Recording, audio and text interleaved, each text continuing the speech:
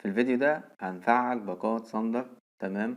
من خلال كارت الدفع اونلاين بتاع فودافون كاش، وهنوريكم المميزات اللي موجودة جوه الباقات ان شاء الله لما نفعلها دلوقتي. تمام. انا مهندس احمد، وكل مطلوب منك انك تصلي على النبي وتركز معايا. هسيب لك لينك تمام في وصف الفيديو في التعليقات. اللينك ده لما تضغط عليه هيفتح لك الويب بتاع صندر. تمام. تعال بقى نضغط على اللينك ده. لو انت مش مسجل على الويب بتاع صندر، تمام، هيطلب منك تسجيل دخول بايميل الجيميل اللي انت عامل بيه اكونت على صندر. تمام.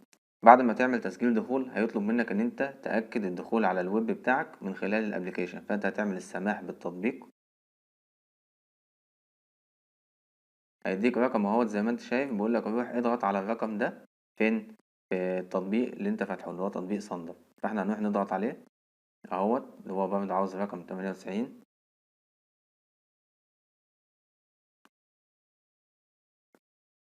تمام. تعال نروح على الويب تاني. هيفتح معاك الموقع بالشكل ده. هنيجي نغير اللغة نخليها عربي. تمام. انت بقى قلب في الويب ده براحتك، احنا عشان وقت الفيديو هنخش نشترك في الباقة على طول. هتضغط على الثلاث نقط دول وتعمل الاشتراكات. هيجيب لك الباقتين بتوع صندر. تمام. في خطتين: ان انت تشترك في الباقة بتاعة صندر بشكل سنوي، تدفع مرة واحدة في السنة كل المبلغ وهيخصم لك 10%. وفي ان انت ممكن تشترك بشكل شهري. تمام. احنا هنشترك بشكل شهري، ندفع كل شهر. هنختار شهري. تمام.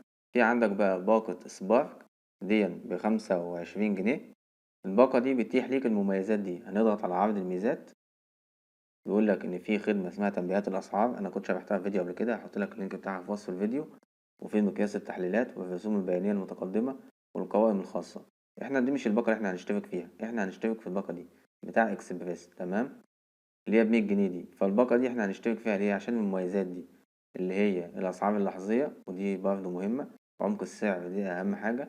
والتسويق في نفس الجلسة لو انت عاوز تشتري وتبيع الأسهم في نفس الجلسة. وتقارير التحليل الفنية، تقرير صندر اللي بتبعته كل أسبوع. والاكتتابات في رأس المال، وتفاصيل نقاط صندر اللي بتبقى موجودة تحت كل سهم انت دخلت عليه. تمام. فاحنا هنشترك في الباقة دي. هنضغط على أضف إلى السلة. تمام.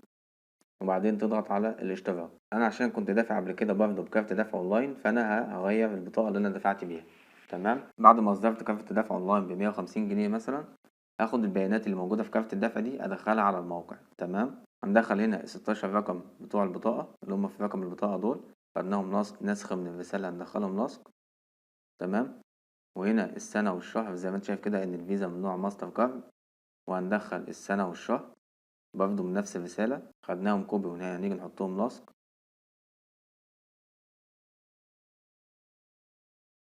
تمام. وهندخل بقى التلات أرقام اللي هما موجودين في ظهر البطاقة. كده احنا دخلنا كل البيانات اللي هما محتاجينها.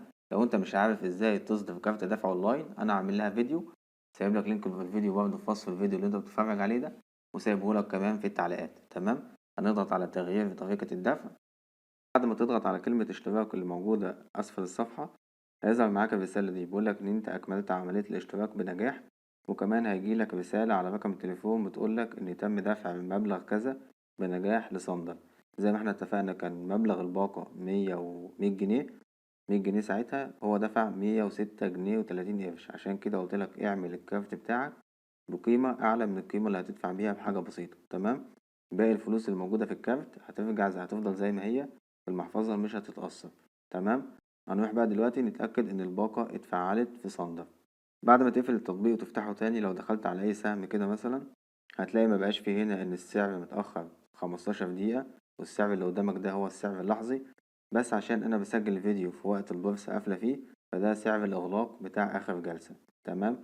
لو عملنا كلمة شراء كده، هتلاقي كلمة عمق السعر ظهرت معاك هنا اهوت. لما تضغط عليها هيبدأ يجيب لك العروض والطلبات. بس العروض والطلبات دي لما البورصة تبقى شغالة هتلاقي فيه هنا عروض وطلبات كده. وزي ما انت شايف كده كمان انا بسجل فيديو في وقت البورصة مش شغالة فيه بقالها جلستين او 3 جلسات، فهو جايب لي كل العروض والطلبات صفر كده. فاحنا هنسجل فيديو تاني لما البورصة تكون شغالة فيه، ازاي نقدر نبيع ونشتري بعد ما استخدمنا الباقة، وكل المميزات بتاع الباقة. تمام. في وقت البورصة تكون شغالة فيه. المهم في الفيديو ده انا عرفتك ازاي ان انت تقدر تشترك في الباقة من خلال كارت دفع اونلاين بتاع فودافون كاش. تمام. وكمان عرفتك انواع الباقات الموجودة في صندر واسعارها كمان. تمام. لو انت بس استفدت من الفيديو ده ما تنساش ان انت تصلي على النبي قبل ما تقفل الفيديو، وتستنى الفيديو الجاي اللي هنشرح فيه الباقة بالتفصيل، بس في وقت تكون البورصة فيه شغالة عشان نعرف ازاي نقدر نستفاد من مميزات الباقة دي. تمام. كان معاكم مهندس احمد. سلام.